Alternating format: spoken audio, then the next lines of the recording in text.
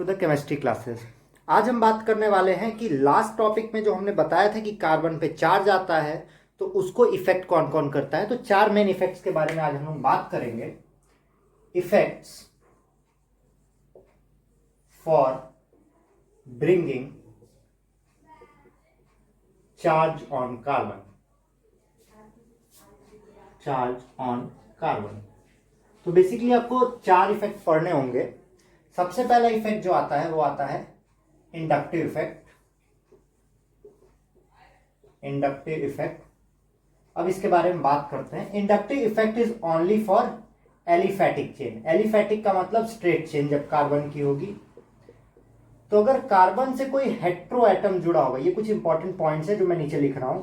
Carbon से अगर कोई हेट्रो एटम जुड़ा हुआ है, हेट्रो एटम मतलब जो कार्बन ना हो, जिसको हम यहां पे ए से डिनोट करते हैं। Let A be the hetero atom. तो ये हेट्रो एटम या तो कार्बन से ज्यादा इलेक्ट्रोनेगेटिव होगा या तो कार्बन से कम इलेक्ट्रोनेगेटिव होगा। तो हमने माना, जैसा कि आपको पता है इलेक्ट्रोनेगेटिविटी का ऑर्डर कुछ ऐसा होता है जिसको हमने अलग अलग वीडियो में बताया है, और इसको हम शॉर्ट फॉर्म से जानते हैं फॉन्कल-ब्रिस्की। तो इधर के जो एलिमेंट्स है वो सारे कार्बन से ज्यादा इलेक्ट्रोनेगेटिव हैं।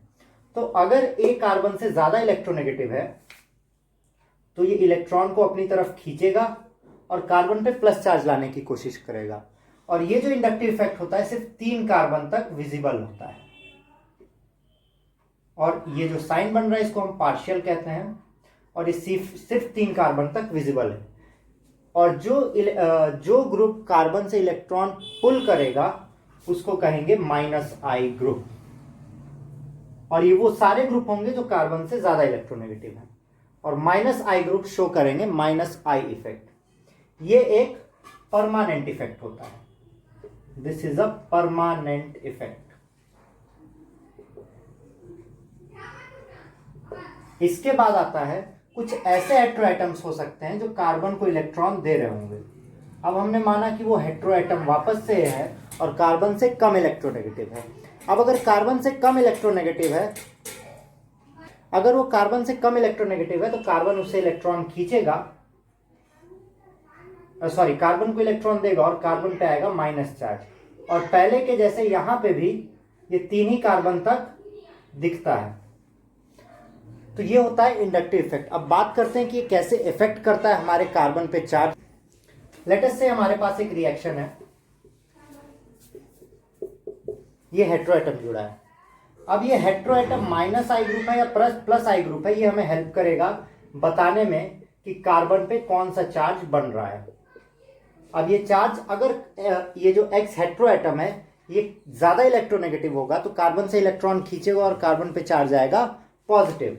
पर वहीं पे अगर ये कार्बन से कम इलेक्ट्रोनेगेटिव हुआ तो कार्बन को इलेक्ट्रॉन देगा और कार्बन पे चार्ज आएगा नेगेटिव। इसको कहते हैं कार्बोकैटायन और इसको कहेंगे कार्बोनायन। तो ये दो बेसिक चीजें हैं। अब इसके बाद हमारे पास एक हमेशा क्वेश्चन आता है कि कार्बोकैटायन या कार्बोनायन की स्टेबिलिटी। कार्बोकैटायन की स्टेबिलिटी जिस इफेक्ट से हम बताते हैं उसका नाम है hyper conjugation effect. Hyper conjugation effect, इसको नो बॉन्ड इफेक्ट भी कहते हैं। आइए अब इसके बारे में बात करते हैं। तो हाइपर कॉन्जुगेशन इफेक्ट कहता है कि अगर कहीं पे प्लस चार्ज है तो उससे जुड़े हुए जितने ज्यादा मिथाइल ग्रुप होंगे वो उसको उतना ज्यादा स्टेबलाइज करेंगे। हाइपर कॉन्जुगेशन का मानना है कि कभी कभी हमने देखा है कि जो प्लस या माइनस चार्ज होता है इसके आसपास डीलोकलाइजेशन के लिए कोई पॉजिटिव चार्ज, मतलब कोई पाई बॉन्ड या लोन पेयर नहीं होता है, फिर भी वो स्टेबलाइज हो जाता है। तो माना गया कि ये काम सिर्फ ये सिग्मा बॉन्ड जी कर सकते हैं।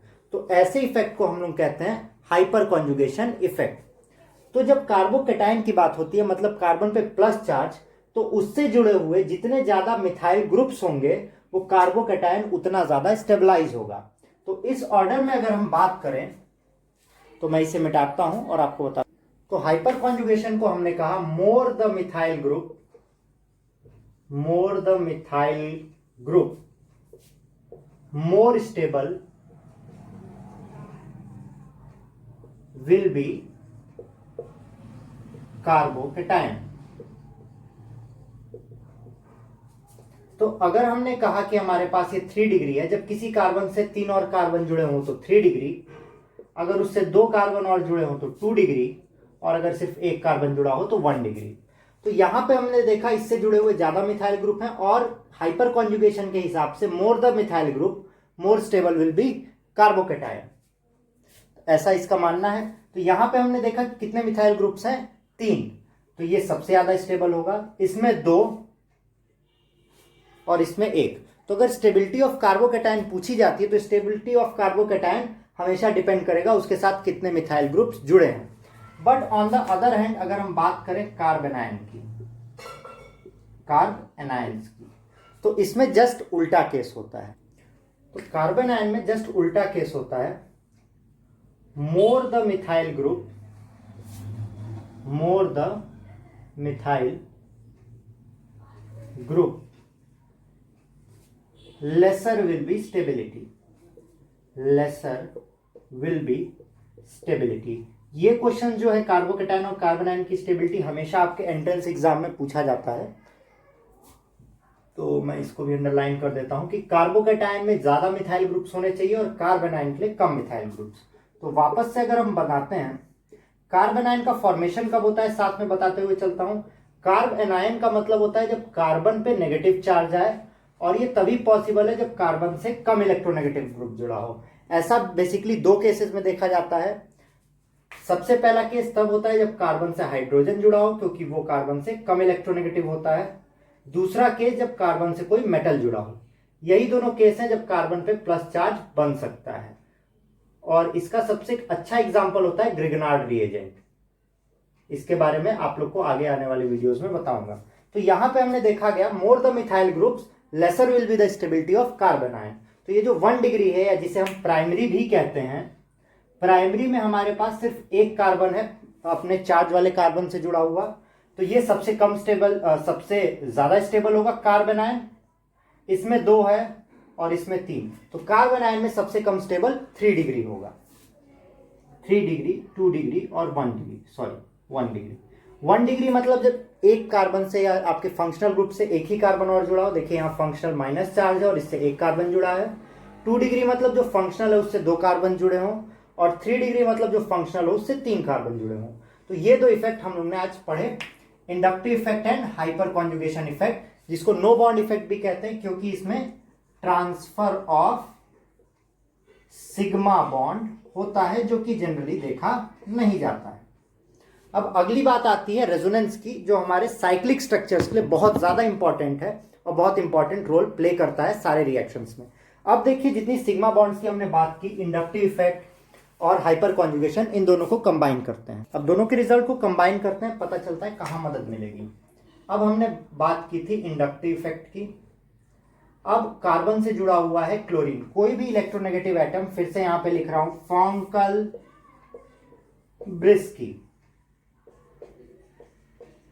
तो ये सारे कार्बन से ज्यादा इलेक्ट्रोनेगेटिव हैं, तो यहां पे क्लोरीन जुड़ा हुआ है।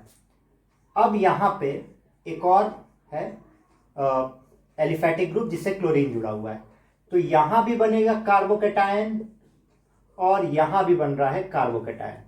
तो कौन सा रिएक्शन ज्यादा फेवरेबल होगा या ज्यादा फास्ट होगा, वही मेजर प्रोडक्ट होता है। मेजर प्रोडक्ट का मतलब जो जल्दी बने और जो ज्यादा बने, तो जो जल्दी बनेगा वही हमारा मेजर प्रोडक्ट होगा।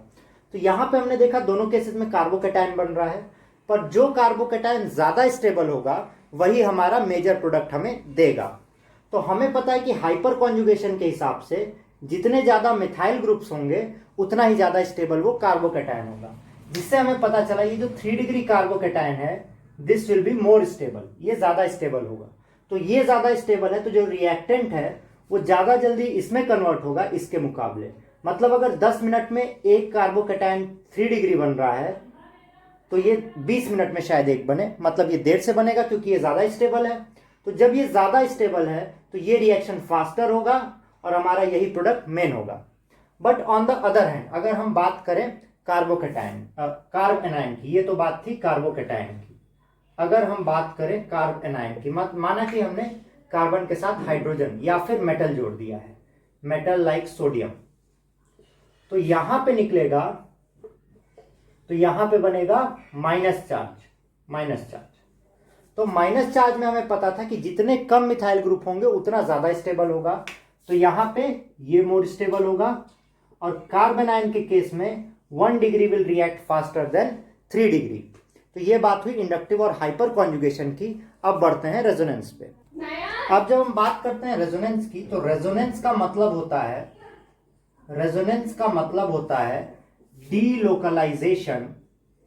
Delocalisation of pi bond. ये बेसिकली आपकी मदद करता है बताने में कि साइक्लिक या जो एरोमेटिक कहते हैं, ये देखिए डीलोकलाइजेशन ऑफ पाई बॉन्ड, ये मदद करता है आपकी बताने में कि जो हम रिएक्शन करते हैं, रुकिए मैं इसको थोड़ा सा और बड़ा लिख देता हूं, शायद आप लोग को ना दिख रहा हो, डीलोकलाइजेशन ऑफ पाई बॉन्ड। तो ये आपकी मदद करेगा बताने में कि जब हम एरोमेटिक रिंग्स की बात करते हैं तो उसमें रिएक्शन फास्ट किस में होगा। तो आइए हम बात करते हैं, इसको दिखाने की कोशिश करते हैं। रेजोनेंस प्लस आर और माइनस आर होता है, ये भी सेम होता है, या तो ये रिंग को इलेक्ट्रॉन दे रहा होगा या रिंग से इलेक्ट्रॉन ले रहा होगा। पर जो आपने माइनस आई ग्रुप पढ़ा था, इलेक्ट्रोनेगेटिविटी, वो यहां पे कोई रोल प्ले नहीं करेगी। यहां पे क्या होता है, अगर किसी ग्रुप के पास, मान लीजिए इससे कोई ग्रुप जुड़ा है क्लोरीन, तो नॉर्मली आपने पढ़ा था क्लोरीन इज इलेक्ट्रोनेगेटिव। पर रिंग में क्या होता है, अगर कोई ग्रुप जो बेंजीन रिंग से जुड़ा है उसके पास लोन पेयर ऑफ इलेक्ट्रॉन हुए या चार्ज हुआ, तो वो रिंग को चार्ज देना चाहेगा। फॉर एग्जांपल समझिए कि आप कोई भारी सा सामान सर पे लेके चल रहे हैं, तो आपके पास जितने ज्यादा लोग होंगे आपको वो भार उतने कम देर तक रखना पड़ेगा। मान लीजिए मैं भार लेके चल रहा हूं, कोई सर पे 100 किलो की कोई चीज लेके चल रहा हूं, मेरे साथ 10 लोग हैं, तो मेरे पास फायदा है कि वो जो वेट है वो मैं 10 लोग को बांट सकता हूं, तो मेरे पास बहुत कम देर तक रहेगा। तो ये एरोमेटिक में भी सेम केस है कि क्लोरीन के पास जो लोन पेयर या चार्ज है, ये इसके सर पे वेट है, तो इसके पास जितने ज्यादा लोग होंगे, पाई बॉन्ड जितने ज्यादा होंगे उतने ज्यादा लोगों को ये बांट सकता है। अब रेजोनेंस के लिए सबसे इंपॉर्टेंट कुछ चीजें हैं कि कंजुगेशन होना चाहिए। कंजुगेशन का मतलब एक बॉन्ड का डिफरेंस होना चाहिए सिर्फ। दूसरा, ऑल इलेक्ट्रॉन्स और pi bonds should be in same plane, सबको सेम प्लेन में होना चाहिए। तो अब बात करते हैं ये रिंग की। और दूसरी बात, जब भी इलेक्ट्रॉन का डोनेशन या एक्सेप्टेंस होता है, या तो ये इलेक्ट्रॉन दे रहा होगा या तो इलेक्ट्रॉन ले रहा होगा, तो ये हमेशा क्लॉकवाइज डायरेक्शन में होता है, और जिनको कहते हैं रेजोनेटिंग स्ट्रक्चर्स। तो ये पहले यहां पे आएगा, आइए एक एक करके आपको शो करते हैं रेजोनेटिंग स्ट्रक्चर्स। तो यहां बन जाएगा डबल बॉन्ड, फिर ये टूट के यहां पे आएगा। ये रेजोनेटिंग स्ट्रक्चर्स में डबल हेडेड एरो दिखा रहे हैं ताकि इससे पता चले कि सारे स्ट्रक्चर सेम है। रेजोनेंस स्ट्रक्चर बनाते वक्त एक चीज को हमेशा ध्यान में रखना चाहिए कि number of electrons and number of pi bonds या number of charge and pi bond should be all same, मतलब सब में बराबर होना चाहिए, किसी में ये ना हो कि ज्यादा हो जाए। तो अगर ज्यादा हो जाएगा तो रेजोनेटिंग स्ट्रक्चर नहीं कहलाएगा। तो ये माइनस और प्लस यहां बनेगा और माइनस प्लस मिला के एक बॉन्ड बना लेंगे, तो ये माइनस और प्लस गायब हो जाएगा। यहां पे आप देख रहे हैं कि क्लॉकवाइज कंडीशन में बॉन्ड टूटता जा रहा है, और सिमिलर तरीके से यहां प्लस, यहां माइनस, और यहां पहले से एक माइनस था, तो यहां फिर से बॉन्ड बनेगा, सॉरी यहां फिर से एक बॉन्ड बनेगा और ये ब्रेक करेगा, और ये डबल Cl तो यहां पे है ही। तो हमने देखा कि कुछ पोजीशंस पे जो प्लस आर ग्रुप्स हैं, प्लस आर जो इलेक्ट्रॉन डोनेट कर रहे हैं वो माइनस चार्ज लेके आ रहे हैं बेंजीन रिंग पे, और फिर जो कंपाउंड्स होंगे, जो अटैकिंग रिएजेंट्स होंगे जिन पे प्लस चार्ज होगा, उनके पास जगह होगी अटैक करने की, कहां कहां, यहां, यहां और यहां। तो अगर एक बेंजीन रिंग की हम बात करते हैं और बेंजीन रिंग पे एक ग्रुप लगा दें, तो बाकी ग्रुप्स की नेमिंग होती है, इससे जस्ट एडजेसेंट ग्रुप्स को कहते हैं ऑर्थो, ऑर्थो। इसके जस्ट अपोजिट ग्रुप को कहते हैं पैरा, और इन दोनों ग्रुप्स को कहते हैं मेटा, मेटा।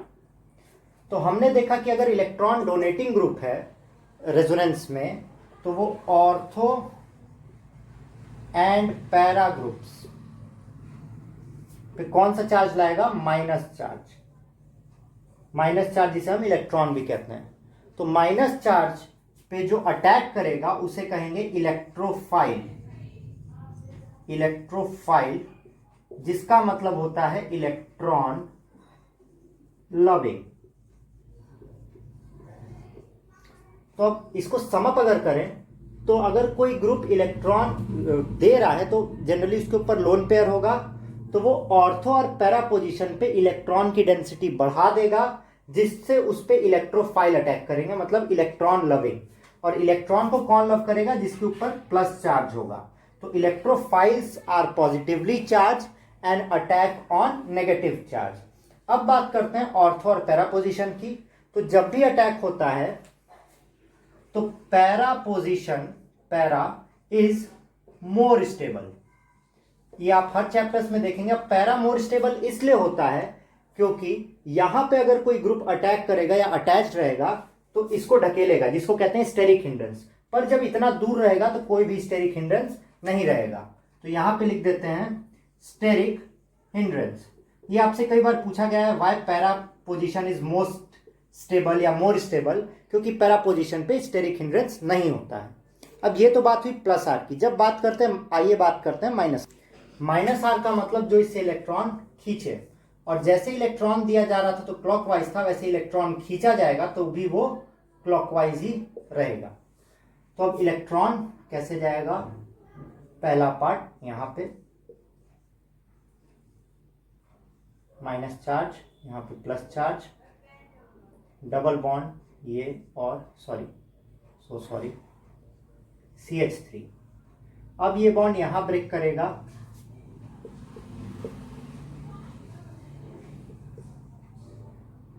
तो जैसे ये ब्रेक करेगा तो यहां पे माइनस चार्ज था, यहां प्लस हो जाएगा और यहां माइनस हो जाएगा, और ये प्लस और माइनस चार्ज मिलके क्या बना लेंगे? बॉन्ड। और सिमिलरली ये बॉन्ड यहां पे आ जाएगा,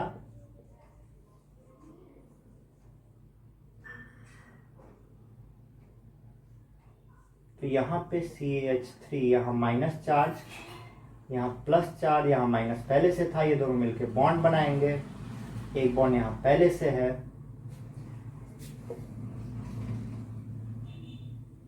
और यहां पे प्लस चार्ज। तो यहां पे हमने देखा ओवरऑल अगर बात करें तो ये CH3, तो जो मेटा पोजीशंस थी दोनों, ये और ये, यहां पे मेटा पोजीशन पे माइनस चार्ज आ रहा है।